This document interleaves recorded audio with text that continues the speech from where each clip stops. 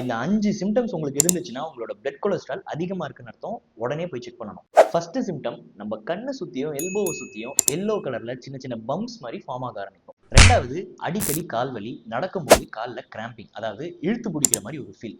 இது ஏன் ஆகுதுன்னா, காலுக்கு போற ஆர்டரிஸ்ல ஏதாவது கொலஸ்ட்ரால் பிளாக்கிங் இருந்துச்சுன்னா பிளட் ஃப்ளோ சரியா போகாததால இந்த மாதிரி கிராம்பிங்ஸ் அது கொடுக்கும். மூணாவது, நீங்க இந்த இமேஜ்ல பாக்குற மாதிரி உங்க நகத்துக்கு அடியில ஒரு டார்க்கான ஒரு பிக்மெண்டேஷன் மாதிரி ஃபார்ம் ஆயிடும்.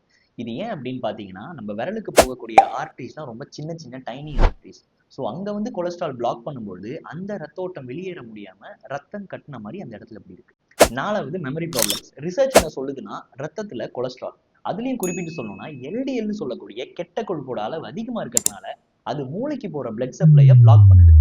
ஸோ ஒழுங்கான அளவுல பிளட் சப்ளை போகாததால மெமரி ப்ராப்ளம்ஸ் வருது. அஞ்சாவது, இது ரொம்ப டேஞ்சரஸான சிம்டம், செஸ்ட் பெயின். நான் முன்னாடியே சொன்ன மாதிரி இது பிளட் சப்ளை அஃபெக்ட் பண்ணுது அப்படின்றதால இதயத்துக்கு போற ரத்த ஓட்டம் இதனால குறைவடையுது.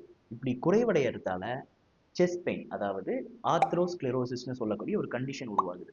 இதுக்கு நம்ம அட்டென்ஷன் கொடுக்காம விட்டோம்னா இது ஈவன் ஹார்ட் அட்டாக்கா கூட ஃபியூச்சர்ல டெவலப் ஆகலாம். மேலும் இது மாதிரி மருத்துவம் சார்ந்த தகவல்களுக்கு என்னோட சேனலை சப்ஸ்கிரைப் பண்ணிக்கோங்க. உங்க ஃப்ரெண்ட்ஸ் அண்ட் ஃபேமிலிக்கு இந்த வீடியோவை ஷேர் பண்ணுங்க.